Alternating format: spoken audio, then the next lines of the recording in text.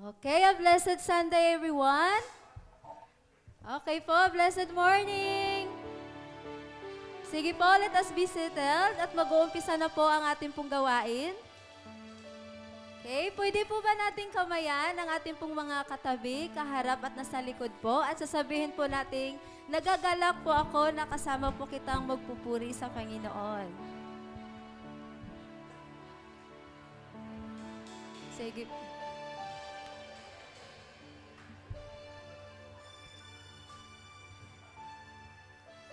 Okay. Handa na po ba tayo magpuri sa ating buhay na Diyos? Amen! Let's us praise the Lord. Hallelujah!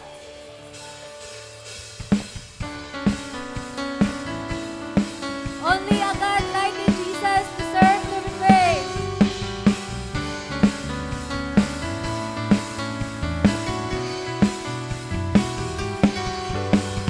Praises of man, I will never ever stand.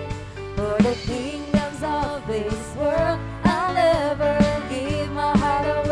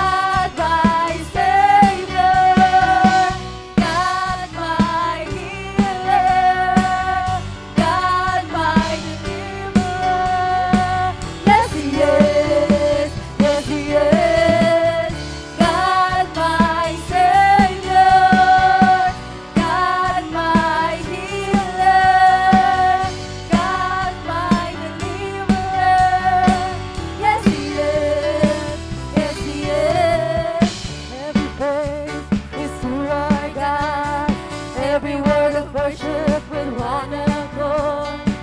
Every praise is to our God.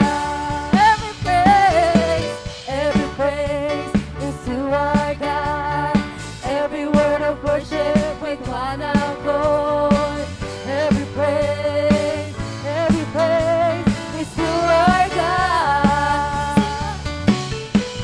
Every praise is to our God. Come on, church. Every word of worship with one accord. Every praise is to our God. Sing hallelujah to our God. Glory, hallelujah is to our God. Every praise is to our God. God my Savior, God my healer, God my deliverer. Yes, He is. Yes, He is. God my Savior, God my healer, God my deliverer. Yes, He is. Yes, He is. Every praise is to our God. Every word of worship with one accord. Every praise is to our God. Come on, church. Every praise is to our God. Every word of worship with one accord. Every praise, every praise, every praise, every praise, every praise, every praise, every praise, every praise, every praise, every praise is to our God. Woo!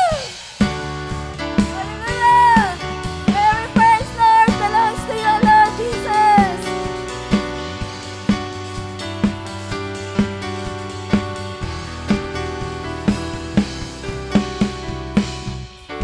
Woo! Hallelujah, Lord.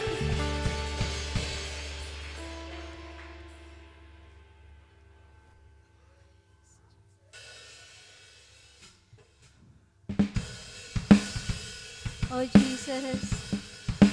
We continue to worship you, Lord.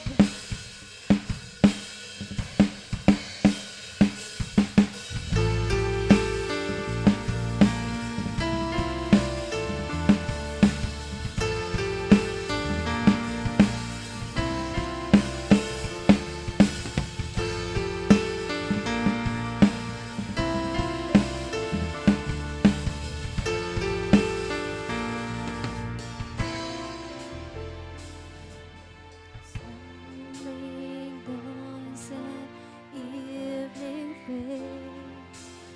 You inspire songs of praise that rise from earth to touch your heart and glorify your name. Your name is a strong and mighty tower. Your name is a shelter like no other. Your name, let the nations sing it louder, 'cause nothing has the power to save but your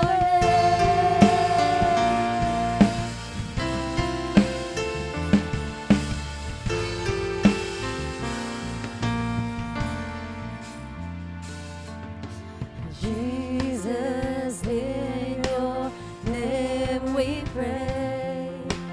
Come and fill our hearts today. Lord, give us strength to live for you and glorify your name. Your name is a strong and mighty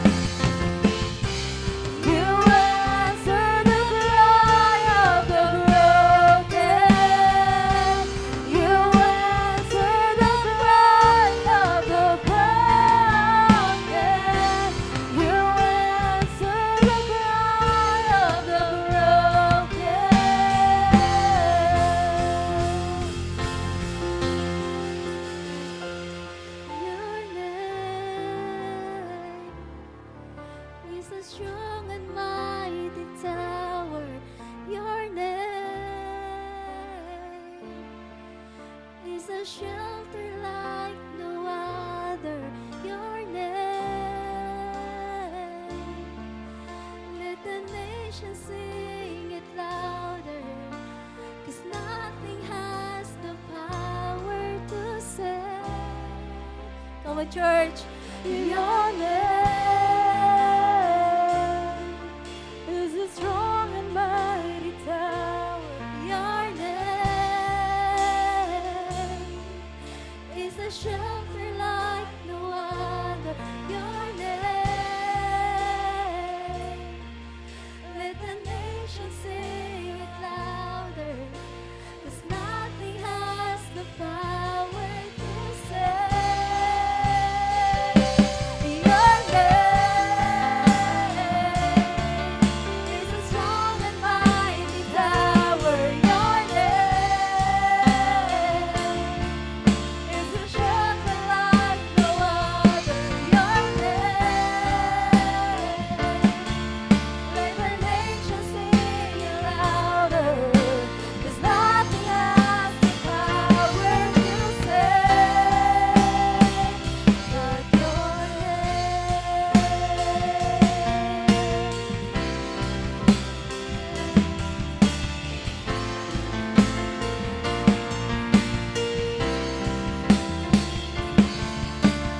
Nothing has the power to save but your name.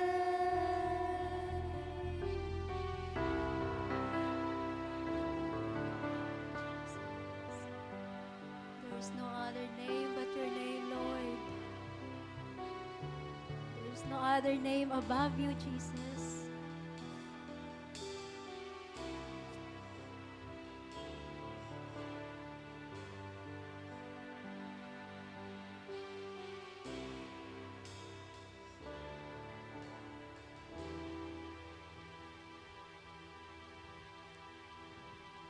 No other name but the name of Jesus.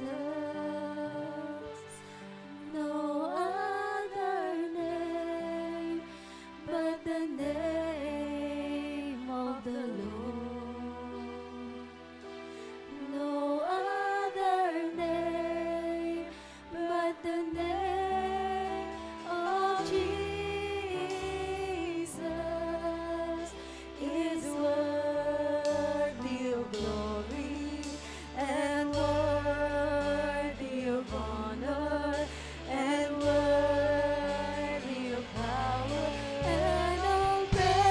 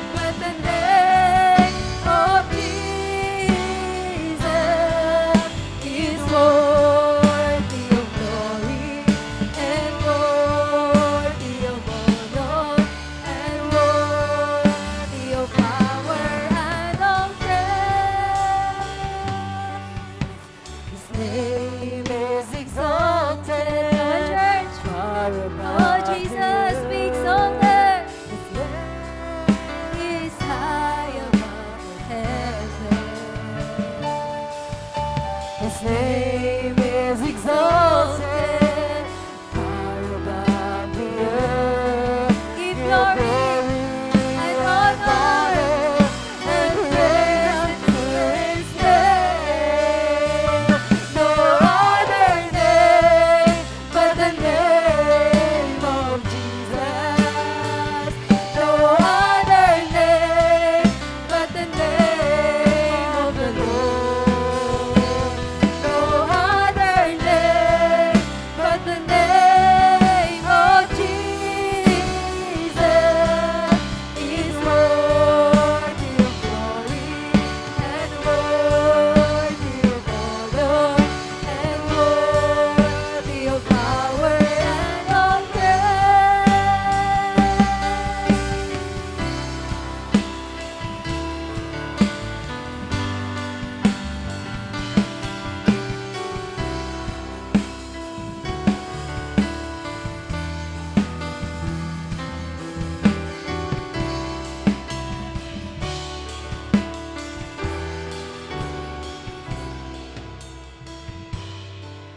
Common Church, sabay-sabay po nating awitin ulit that there's no other name but the name of Jesus. No other name but the name of Jesus.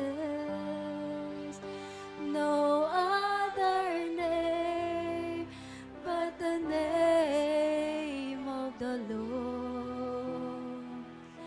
No other name but the name of Jesus is worthy of glory and worthy of honor and worthy of power and of praise. No other name but the name of Jesus. Hallelujah! Oh, Jesus of the Lord. No other name but the name of Jesus is worthy of glory and worthy of honor, is worthy of glory and worthy of honor, is worthy of glory and worthy of honor, is worthy of glory and worthy of honor. Come on, church! Is worthy of glory and worthy of honor, is worthy of glory and worthy of honor, is worthy of glory and worthy of honor and worthy of power and of praise.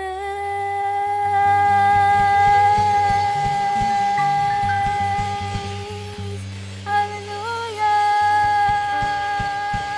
Oh, Jesus! Come on, church! Let's lift up the name of Jesus! Let's magnify the name of Jesus! Hallelujah! Oh, Jesus! Your name, Lord, is above all names.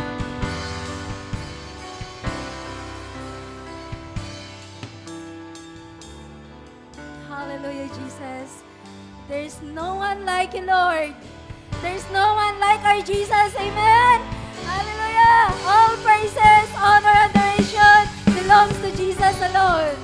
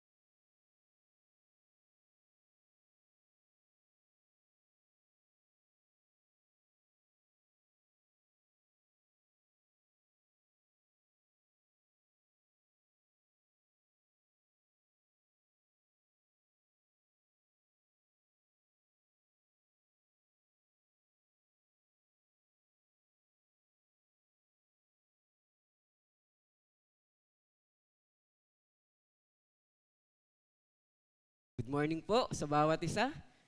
Sabi nga po sa kanta, God is glorifying. Di po ba? Talagang yung praise po natin is nakakaiyak po eh. Kung talagang lalagay natin sa ating mga puso. So, muli po, isang magandang umaga po sa ating lahat at binabati ko rin po ang ating mga online viewers kung saan man po sila naroroon, anumang oras, anumang date ngayon. Magandang pinagpalang umaga po sa ating lahat. Welcome po sa ating Sunday Worship Experience. At nawa sa umagang ito, ma-experience natin si Lord sa ating mga buhay through this preaching. Ang title po, bago po ang lahat, sige po, tayo po muna'y manalangin. Ama naming Diyos na nasa langit, Diyos na di nagbabago noon, ngayon at magpakailanman. Panginoon ng mga Panginoon, Hari ng mga hari, Kaway aming pinupuri, pinasasalamatan at niluluwalhati sa umagang ito. Salamat po sa pagkakataon na kami ay nakapagtipon, Panginoon, to worship you, to honor you, Panginoon, sa aming pong mga buhay. Salamat sa nagdaang linggo na patuloy mo kami iningatan at ginabayan. Tayaan mo na ang araw na ito ay maging makabuluhan, Panginoon, sa iyong harapan, sa pagbibigay namin ng oras, ng atensyon, Panginoon. Dahil ikaw ang unang nagbigay sa amin, O Lord God, ng lahat ng meron kami at maibabalik namin ito sa mamamagitan, Panginoon, ng pagbibigay namin ng nararapat na oras at panahon din para sa iyo. Lord God, salamat po ng maraming sa umagang ito. Punuin mo ng pagmamahal, punuin mo ng ang aming buhay na maipokus lamang namin sa iyo. Hindi lamang sa oras na ito, sa araw na ito, kundi sa bawat oras at araw na ipagkakaloob pa sa bawat isa sa amin. Purihin ka nga po at sambahin sa pangalan ng aming Panginoong Yesus. Amen and amen. Sige po. Ang title po ng pag-aaralan natin sa umagang ito ay pinamagatan ko nga pong Walk the Way with God. Sabi nga po, gusto ko lang din pong sundan yung preaching po ni Pastor Pabs last January 4, kung di po ako nagkakamali. Sabi po may mga taong maganda po ang simula, subalit pangit po ang kanilang ending. May maganda na pangit, meron naman pong pangit ang ending o ang kanilang simula, maganda naman ang kanilang ending. Pero mas maganda sana kung parehas, di po ba? Maganda ang ating simula, maganda rin ang ating pagtatapos. Walking with God. Ito po'y be focused. Ayan. Be focused, fixing our hearts on God's priorities. Be faithful. Choose consistency over convenience and be fruitful. Live a life that reflects Christ. New Year's resolution, di po ba, napag-aralan natin last January 1st. We begin the year with hope. Siyempre, fresh ang ating mga calendars, fresh ang ating goals. Marami tayong plan na nakaabang this month, this coming months. Fresh motivations. Diba, yung iba, siguro, sinasabi nila, gusto nila mag-gym. Kasi, tataba di po ba? Gusto magbawas ng mga taba sa tiyan. O yung iba naman, hindi na ako kakain ng matatamis, mga alat, ngayong taon na ito. Marami po tayong nais gawin o plano sa taong pong ito. Sabi nga, this year will be different. We plan to eat better. We plan to manage our money wiser and tighter, di ba? We plan to have a loving relationship with our spouse, with our husbands, with our kids, with our family. And most importantly, sa ating mga kapitbahay, di po ba? Mapagmahal tayo sa kanila. Nung nakaraang taon ba, hindi, di ba? Gayon, mas isipin natin na mas mahalin po sila. Sabi nga po, there's nothing wrong with new beginnings and precious starts. Bakit? Kasi po, ito'y biyaya galing sa Diyos. They are gift from God. Blessing po na nakarating pa tayo ngayong taon na ito. Dahil yung iba, di po ba, kinuha na ni Lord yung kanilang buhay. Ibig sabihin, may plano pa ang Diyos sa bawat isa po sa atin. Maraming mga tawang di umabot sa taon pong ito. We know bilang mga Kristiyano, we know that something is more deeper, something is more important than New Year's resolution or fresh beginnings. Maganda po yun. Pero marapat, ipinagpapatuloy po natin yun as we walk with God this year. Sabi nga po, ang bagong taon ay hindi garantiya ng pagbabago ng buhay. Ibig sabihin, hindi lahat ng pagbabago sa labas o panlabas nating buhay ay kayang ayusin ang mga problema na nasa ating mga puso. Kailangan natin ay hindi lamang mas magandang plano, kundi tamang focus, hindi lamang mas malaking effort, kundi mas malalim na pananampalataya at katapatan sa Diyos. At ito po ang ating pag-uusapan sa umagang ito. Ang tanong nga po nating sasagutin ay hindi po, ano ba yung aking ma-accomplish, ma-achieve ngayong taon pong ito na darating, kundi, who will I become as I walk with God this year? Marapat, laliman pa natin yung ating relasyon, yung ating paglakad sa ating Panginoon. Kung last year, hindi po natin nagawa yun, ngayong taon, umpisahan po natin gawin. Step by step, dahan-dahan, dahil yun po yung nais ng ating Panginoon. Una po,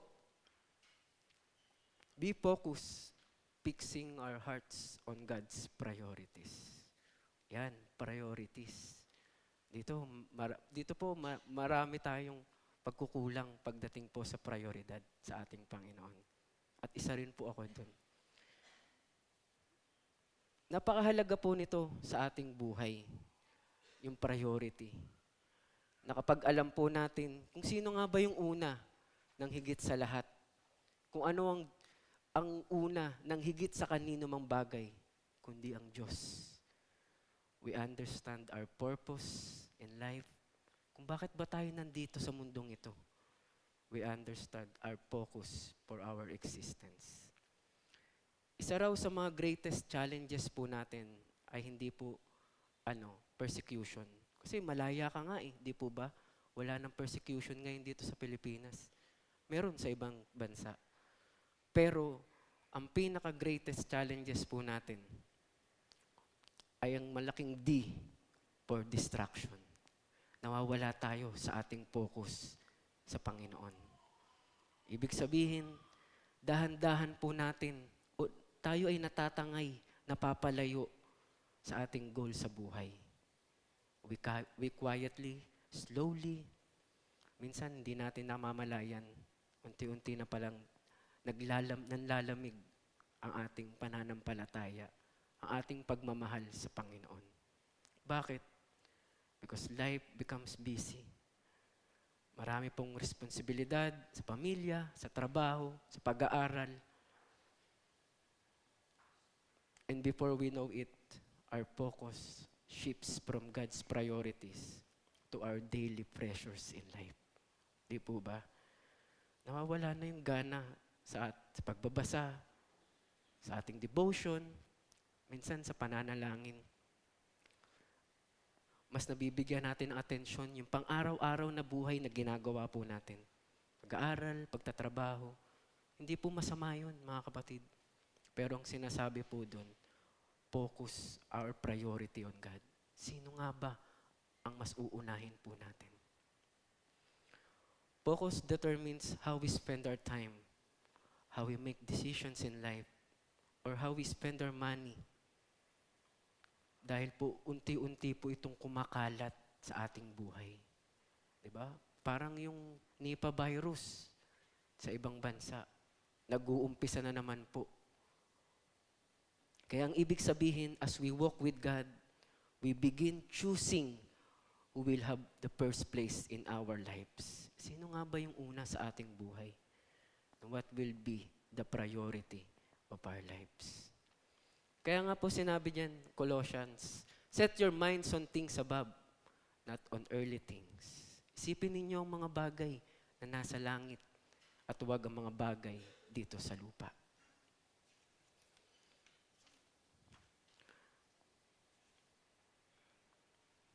Ibang klase po yung sinabi niyan dahil bilang mga Kristiyano, iba na raw po yung ating naisin. Iba na rin po yung nais natin na makamit. Hinahanap natin, hindi yung kayamanan, hindi yung palakpak ng mundong ito, hindi yung paghanga ng mga tao na nasa ating paligid, o kaya yung tagumpay na galing sa mundo. Kundi ang nais na natin ay yung mapalakpakan tayo ng Panginoon. But when Jesus becomes King in our lives, when He becomes the Master and Savior in our hearts, things change. Nababago po ang lahat. Our priorities change. Our appetites change. And our desires are transformed. Naiiba na ang gusto po natin. Kaya po sinabi sa Hebrews, keep your eyes on Jesus, who leads and perfects our faith. For the joy set before Him, He endured the cross, scorning His shame, and sat down at the right hand of the throne of God. Diba, tignan niyo po ang Panginoon, siya yung gamitin nating illustration. Ano yung goal ni Jesus Christ?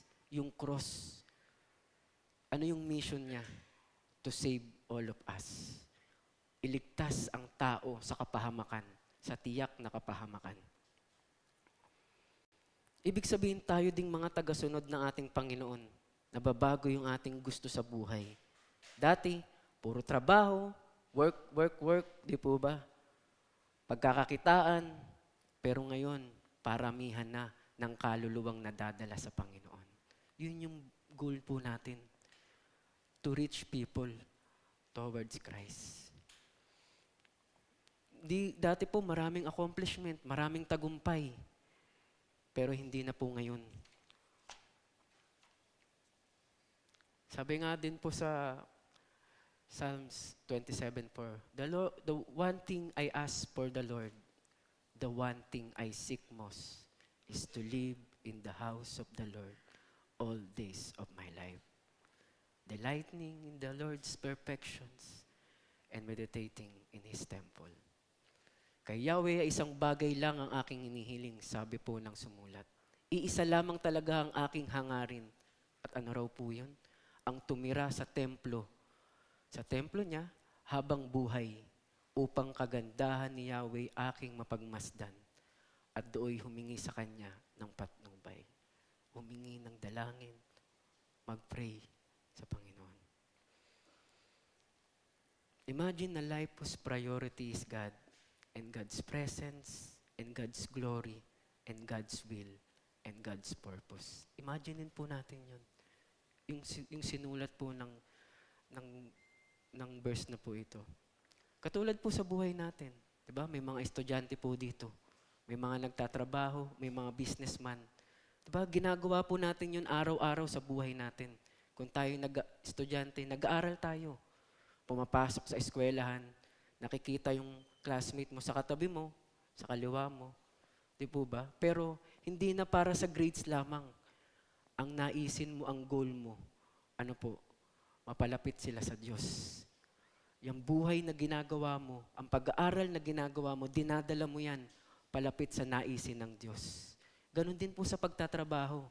Hindi lang para umangat yung sahod mo, hindi lamang para ma-promote ka, kung hindi para makita ng lahat na merong Diyos sa buhay mo habang ikaw ay nasa loob ng trabaho. Ganon din po sa business. Hindi lamang para tayo kumita ng pera, kundi para matulungan natin yung mga taong nangangailangan sa pamamagitan ng business na ipinagkaloob ng Diyos sa atin. Lahat po yan ginagawa natin sa bawat araw. Pero ang naisin mo ngayon, di po ba, yung maparangalan ng Diyos sa lahat ng bagay na meron ka sa buhay mo. Katulad din ng pamilya. Diba? Araw-araw mo nakikita yung asawa mo, yung itsura niya, na nagbabago sa taon-taon. Diba ba? Siyempre, minsan, pag ang itsura ng ating asawa, habang tumatagal, matanda, diba? Nagkakaedad.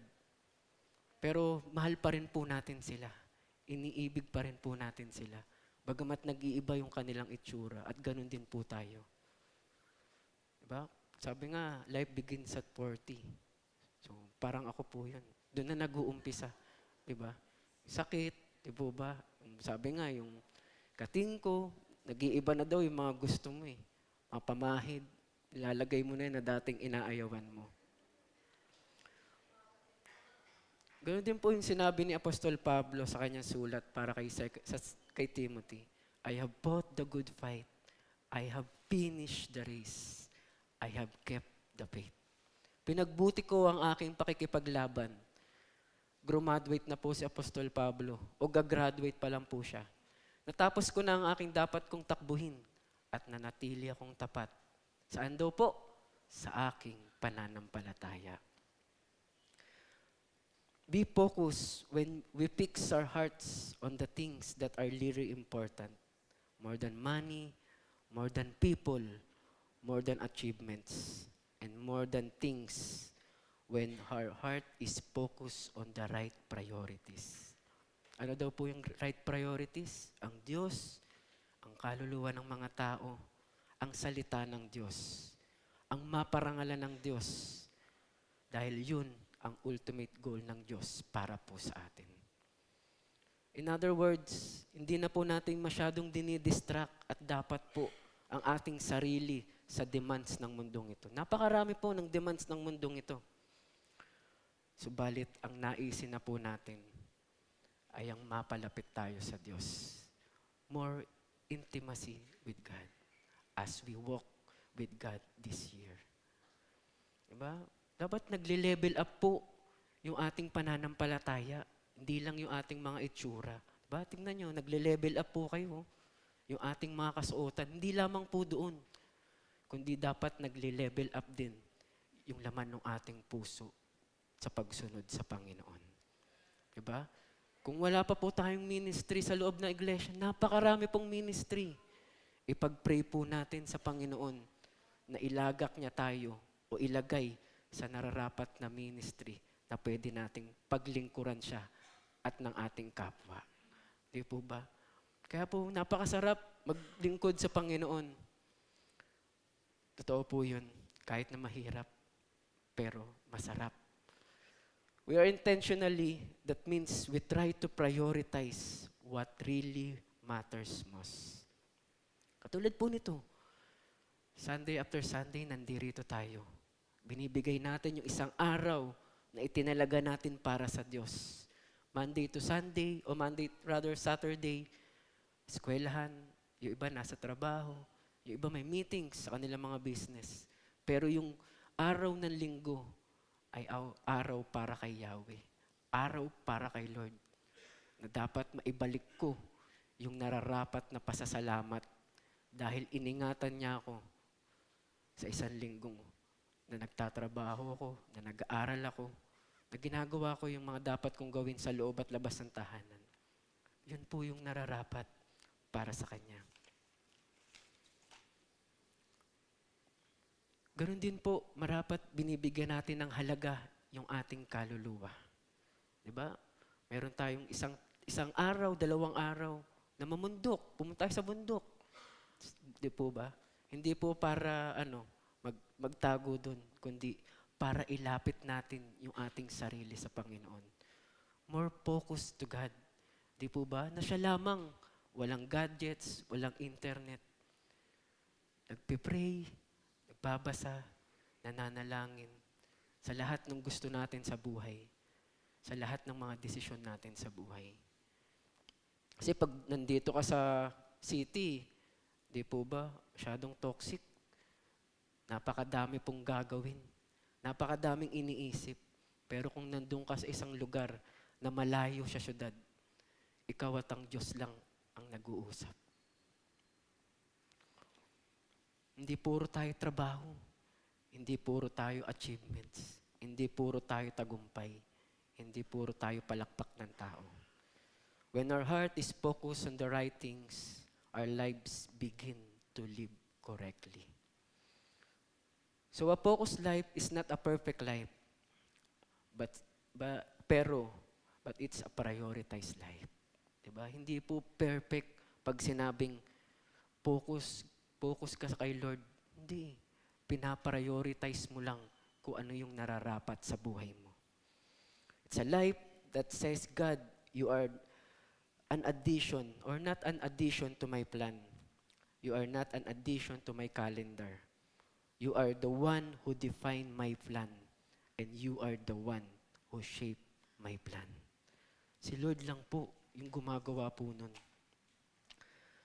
Spiritual focus means centering our hearts on God's presence, aligning our values in the Lord's values and His Word, and ordering our lives around what matters eternally. Not just the urgent and the precious of life. So, sa pagsisimula po natin sa taong ito, sa paglakad natin sa Panginoon, lagay natin yung mga katanungan sa ating mga buhay. What truly has my attention? Ano nga ba yung kumukuha ng aking atensyon? Binababara ng aking panahon? Pinagbubutuunan ng pansin ng aking oras? Ano po ba yung mga nakaka-impluwensya sa buhay ko? Ang worldly ba? O ang ungodly? Ito yung mga tanong, hindi po para bigyan tayo ng guilt sa ating mga buhay, kundi ito yung mga tanong para linawin kung sino nga ba at ano ang gusto natin sa ating mga buhay habang tayo'y lumalakad sa Panginoon sa taon pong ito. Yung gusto ba ni Lord o yung gusto lang natin? Yung plano ba ni Lord o yung plano lang natin? When we fix our focus on God, you're not losing freedom, but you are finding the right direction. A focused heart becomes a steady heart, and where our focus is right, we are prepared for the faithfulness that God called us to do. Di ba, tignan niyo po yung hierarchy ng buhay. Tayo may hierarchy ng ating mga prioridad. Siyempre, una si Lord. Pangalawa lang po ang ating pamilya. Pangatlo lamang po ang ating sarili. Ito po'y para sa akin. At kasunod po ang trabaho at ang ministry. Kayo po, ano po yung hierarchy ng inyong prioridad sa buhay? Sino nga ba yung mas una sa inyo? Trabaho ba? Ang pamilya ba? O ang Diyos? Next po, be faithful. Choose consistency over convenience. Maging tapat po tayo. Sabi nga po, ang pinakamagaling ay hindi daw po yung pinakamatalino. Ang pinakamagaling ay hindi daw po yung pinakamamayaman. Ang pinakamagaling ay hindi daw po yung pinakamalakas. So ano yung pinakamagaling? Ang pinakamagaling ay yung laging nagpapakita. Consistent. Tapat. Faithfulness is the one most admired qualities ng karamihan. Pero nami-misunderstood po nila yung meaning behind that faithfulness word. Sabi ng iba, faithfulness is doing something big for God. Hindi po yun. Ano po ba daw yung faithfulness? Hindi po yun sa dami ng dinonate natin. Hindi po yan sa paramihan ng ginagawa natin sa Panginoon. Ang faithfulness is usually small and quiet, ordinary, but consistent. Tuloy-tuloy po. Hindi siya paramihan ng ating ginagawa o palakihan ng ginagawa, kundi palagian ng paggawa sa Panginoon. Palagian ng paglilingkod sa Kanya. It's consistency even when no one sees us. You keep doing it even when you don't feel like it. So as we begin this year, fresh motivations, energy ay fresh, di po ba? Siyempre, ang dami nating gustong gawin ni Lord. Gusto kong makamit yun. Gusto kong makarating dun sa bagay, sa lugar na yun. Gusto kong magkaroon ng bagong sasakyan. We feel excited for our plans. But faithfulness is not measured by our January eagerness. Our faithfulness is proven by our February priorities or routines, our March pressures, and the long months when life feels repetitive. Paulit-ulit lang, pero wala namang nangyayari. Paano tayo gagawa? Magpapatuloy ka pa ba? O hihinto ka na? Be focused. Be faithful. Sabi nga po sa Luke, makikita natin dyan sa Luke, di po ba? Kaya nga Luke, if you are faithful in little things, you will be faithful, saan po? In large ones. But if you are dishonest in little things, you won't be honest with greater responsibilities.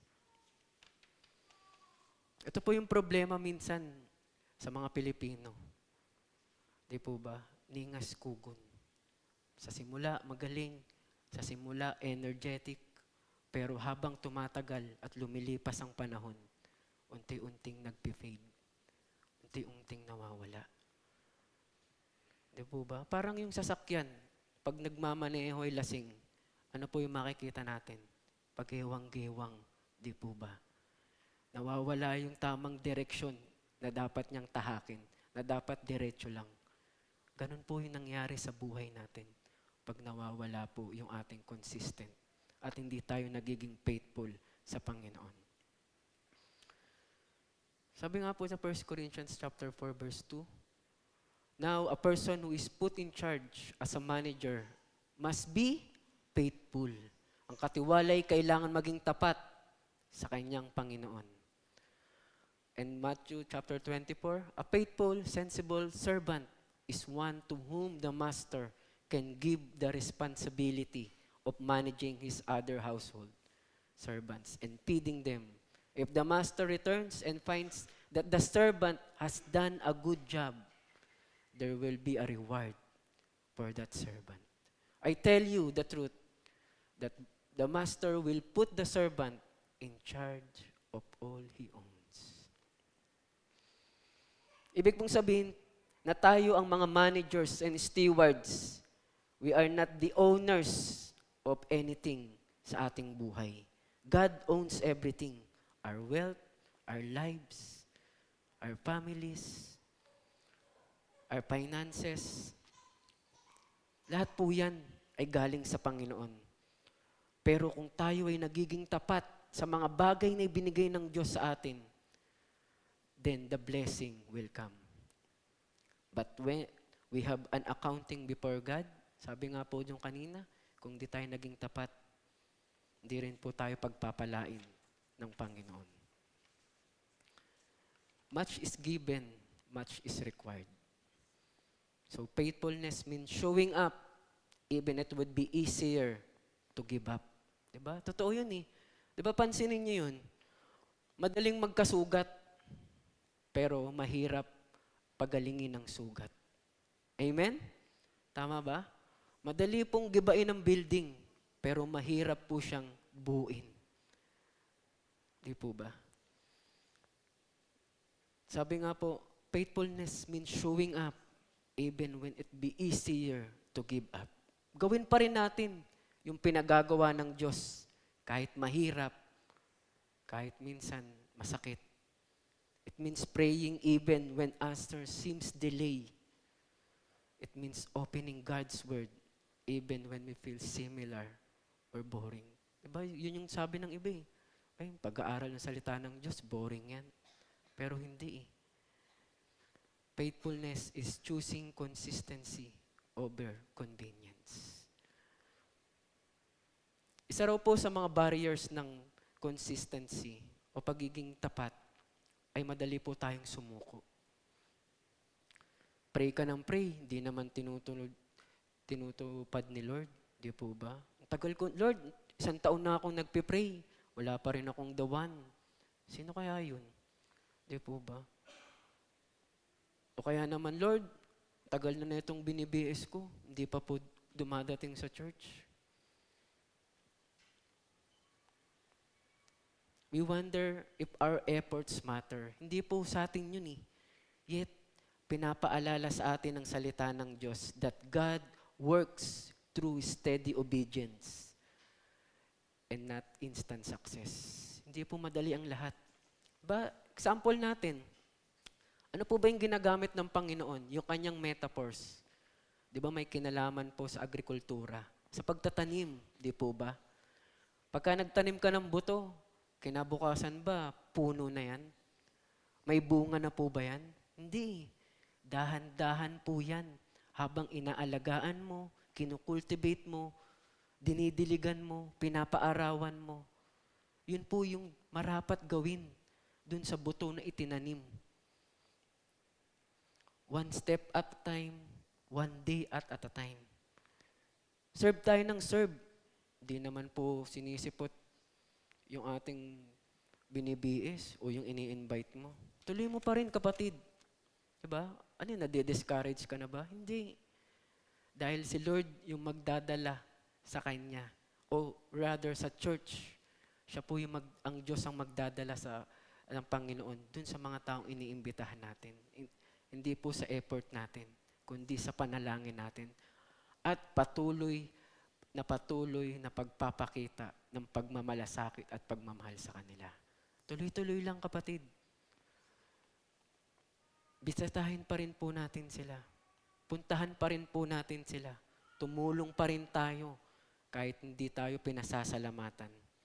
Faithfulness and see how God works in their lives and also in our lives. Aside sa discouragement, nandyan yung comparison. Di po ba? Bakit yung iba, ang daming ministry? Kasi ayaw mong pumunta ayaw mong mag-apply ng ministry. Ayaw mong pumasok sa ministry. Bakit yung iba, napakadaming ginagawa kay Lord? Ako, ito lang. Kino-compare mo yung sarili mo sa ibang tao. Di po ba? Hindi po tayo lalago doon, mga kapatid. Tayo binigyan ng Diyos ng iba't ibang gifts, talents, para gamitin, para saan? Para itaas ang pangalan ng Panginoon. Para palaguin ng iglesia, patatagin ng iglesia. Pero kung ikaw na hindi mo ginagamit yung abilidad mo, yung talento mo, paano lalago ang iglesia? Paano tatatag ang iglesia? Kaya napakahalaga ng bawat isa po sa atin. Dahil iba-iba tayo ng pinagdaanan, di po ba? Ng pinanggalingan, pero iisa yung pagkatawag sa atin ng Diyos. Nandito tayo para paglingkuran siya. So faithfulness is not really gaining a lot or doing a lot. It's showing up even when you don't feel like it. It's being consistent even when you don't see results. Kung hindi pa natin nakikita yung resulta ng ating ginagawa. Hindi katulad ng mga nagtatrabaho, di ba? Sa loob ng isang buwan, nag-aantay na po sila ng sahod every 30, yung iba every 15.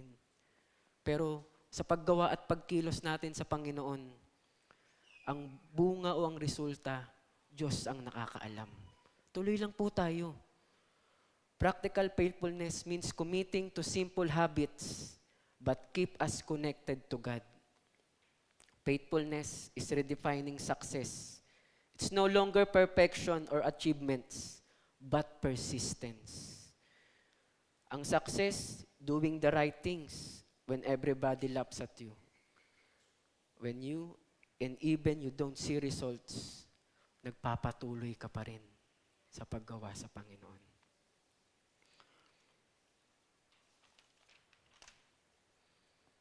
And lastly po, be fruitful.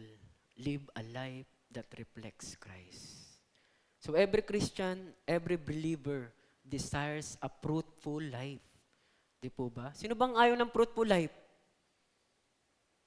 Ayaw nyo ba? Parang ayaw nyo nga, di ba? Kasi walang sumagot eh. We want our lives to matter.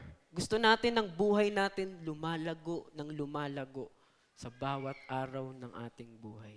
We want to see growth and maturity and impact and evidence that God is at work in us and through us. That's fruitfulness, di po ba? But fruitfulness is actually not equated to activities, achievements, or visible success. Ano na po ang fruitfulness? But fruitfulness is rather a gentle, deep activity or the work of God in our lives. Gawa at pagkilos ng Diyos sa buhay po natin. Hindi po natin pwedeng pwersahin yung ating sarili. Katulad ng iba na sinasabi, kaya nga may New Year's resolution, di ba?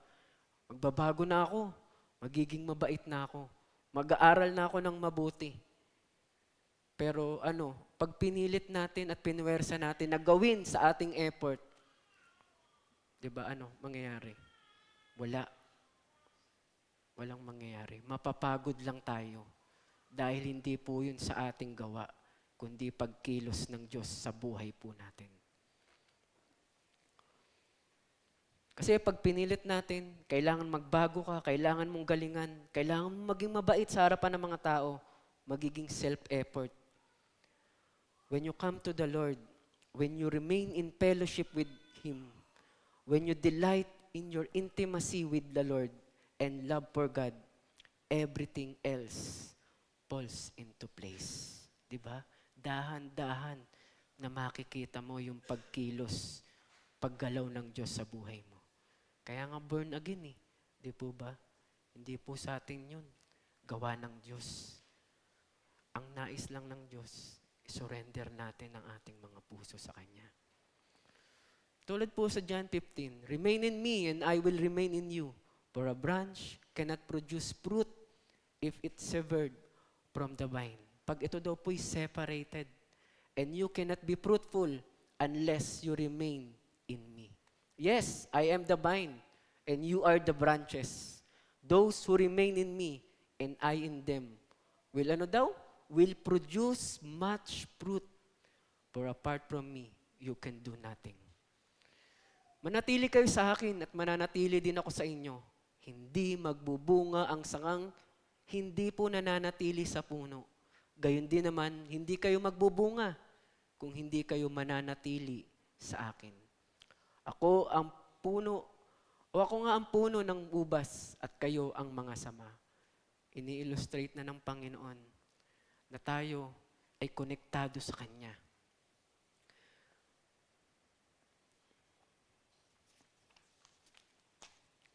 Unless connected tayo sa Diyos, anyone remains in me and I in them will produce much fruit. Much fruit. Staying connected to Jesus results to fruitfulness in our lives. Nababago yung ugali natin, na itatama yung buhay po natin, nagkakaroon ng epekto ang buhay natin sa mga taong nakapaligid po sa atin. That's fruitfulness.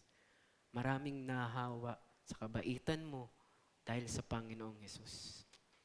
Diba, sabi nga dyan, yung word na abide at remain means to dwell, manahan, manatili ka. Parang bahay, di po ba, na inaangkin mo yung bahay na nasa iyo. Ganun po inilarawan ni John yung ating relasyon sa Panginoon. Ikaw ang aking tahanan, Lord, at hindi ang mundong ito. Hindi ang mga bagay sa mundong ito. Then we become fruitful. Fruitfulness is not about self-effort. It's about connecting ourselves to God. Sabi nga po sa Galatians 5:22-23, but the Holy Spirit produces this kind of fruit, not fruits with S, in our lives. Love, joy, peace, patience, kindness, goodness, faithfulness, gentleness, and self-control. There is no law against these things. Pero ang mga taong nagsuko ng buhay sa Holy Spirit ay nagmamahal, nagsasaya, may kapayapaan, nagtsatsaga, tumutulong sa kapwa, gumagawa ng kabutihan, mapagkakatiwalaan, nagpapakumbaba, at nagpipigil sa ating sarili. Walang batas na nagbabawal sa mga ito. This is the fruitful life, mga kapatid. The fruitful life is not defined by the busyness and calendars and activities sa ating mga buhay. The fruitful life is defined by a life that looks like Jesus. Ano po ba yung sinasabi dun? It's Christ-likeness. It's godliness. It's love, joy, peace, patience, kindness, self-control. Ang buhay raw na mabunga ay hindi buhay na matagumpay sa mundong ito. Mayaman ka, malakas ka, magaling ka. Ang buhay na mabunga ay buhay na kagaya ni Jesus, ang pag-uugali. Ang haba ng pasensya mo, kapatid. Ba't hindi na mainitin ang ulo mo? Bakit ang bait mo? Yun po yung buhay na mabunga, mga kapatid. The Bible says, it's the fruit of the seed of the Holy Spirit, not our self-effort or self-energy, self-power. It's the fruit of the Holy Spirit. The more we connect to the Holy Spirit, the more we connect to Jesus as divine nature. Kung sino nga ba si Jesus at ang pangangailangan natin sa ating mga buhay. The more fruitful we become. Fruit shows up in a change of character, in a deeper love, in growing patience, in a quiet strength that reflects Jesus Christ. It shows up on how we treat people and how we respond under pressure. Di ba? Paano tayo tutugon kung tayo ay pinanggagalitan? Di ba? Minsan, numura. Paano ka tutugon sa mga taong yun? Kaya nga po, ngayong taon mga kapatid, make us fruitful. Fruitfulness also includes influence. People are attracted to Jesus because of one or everyone. As God shape us, others are affected. Our faith become visible. Our lives quietly point people toward God. We may never see the full impact, but God is always at work beyond what can be measured. That's fruitfulness. Lord, sana po ngayong taon, marami pong tao ang madala sa paanan ko, sa paanan nyo, sa pamamagitan ng kabutihan ko, ng pagmamahal ko, ng pag-ibig ko. Di po ba? Ng pagpapatawad ko sa mga taong yon. Some seasons feel slow. Bakit? Kasi po hindi naman overnight yan eh. Hindi lang isang click na bago na yung buhay mo. Isang click, mapagmahal ka na. Isang click, mapagpatawad ka na. Dahan-dahan, unti-unti na binabago ang ating mga buhay. Fruit takes time, sabi nga po. Other fruits are hidden, but it's there. Nandiyan lang po yan. Yet, God never stops working in us. Amen? When we are focused and we are faithful, the fruit will come in the right season. Amen? Palakpakan naman po natin ang Panginoon. So as we begin 2026, God is not asking us to impress Him, but He is asking us to trust Him. Our responsibility is to focus on God, be faithful to Him, and God will make us fruitful in our lives. God's responsibility is transformation sa ating pong mga buhay. Ang buhay ay galing sa Diyos. Ang responsibilidad ay sumunod, manatili, nang tayo ay mamunga na galing po sa Kanya. God delivers the fruit and God produces the fruit. The year ahead is unknown. Totoo po yun. So many challenges, so many changes, but God is unchanging. He never stops working in our lives. None of us knows what 2026 will bring. There will be joys, there will be painful challenges, open doors, unexpected events. Pero hindi po importante kung paano tayo mag-umpisa. Ang importante ay patuloy tayong sumusunod sa Panginoon. Lumalalim, nagle-level up sa ating pananampalataya at buhay espiritual. Bilang conclusion po, as the year begins, walking with God doesn't mean we are perfect. It means committing our hearts to be directed toward Him. When our focus is on God, we choose to remain faithful to Him and trust Him to make us fruitful. This is not about doing more and more for God, but about loving God deeply and choosing to show up even in the hardest and deepest seasons of our lives. It's about committing to what God is calling us to do, even we don't feel like it. And lastly, when we align our hearts with His hearts, we experience peace, growth and lasting impact. Impact na saan? Not only in our own lives, but also in the lives of others. Focus your heart, stay faithful, and trust God for the fruits. Amen. Maraming salamat po. Tayo po'y manalangin. Manaming Diyos na makapangyarihan sa lahat. Panginoon, salamat po ng marami sa iyong mensahe sa umagang ito. Ang patuloy mong binibigay, Panginoon, sa bawat isa. Sa pagsisimula ng taon na ito, O Lord God, aming maituon ng aming mga puso sa iyo. Patuloy kaming manatili sa iyo, Panginoon, sa iyong presensya, sa iyong mga salita. At lalo't higit, Panginoon, ang bunga po nito ay nagmumula lamang sa iyo. Lord, tulungan mo kami sa buong taon na ito, sa lahat ng mga plano po namin, Panginoon. Alam po namin na nariyan ka para kami tulungan, para ma-achieve po namin yung aming goals spiritually at higit lalo sa aming buhay, Panginoon, pananampalataya. Tulungan mo po ang bawat isa. Alam po, Panginoon, iba't iba yung aming pinagdadaanan, pero ikaw ang nakakakita nito. Sa pamamagitan ng aral na ito, mailapit namin ang aming buhay sa iyo, Panginoon, na ikaw lamang, O Diyos, ang nararapat na paglingkuran. Lord, thank you po sa pagbibigay mo, pagdi-deliver mo ng fruit sa aming buhay dahil hindi po ito manggaganap kung hindi kami nakipag-isa sa iyo. Thank you, Lord. Salamat po ng maraming, Panginoon. Punuin mo ng pag-ibig, ng pagmamahal, kabutihan ang aming mga puso habang kami lumalakad sa taong ito. Nakasama ka at ikaw yung captain, ikaw yung head coach, ikaw yung driver ng aming buhay. Thank you, Lord. Pinupuri ka namin at pinasasalamatan sa pangalan ng aming Panginoong Hesus. Amen and amen.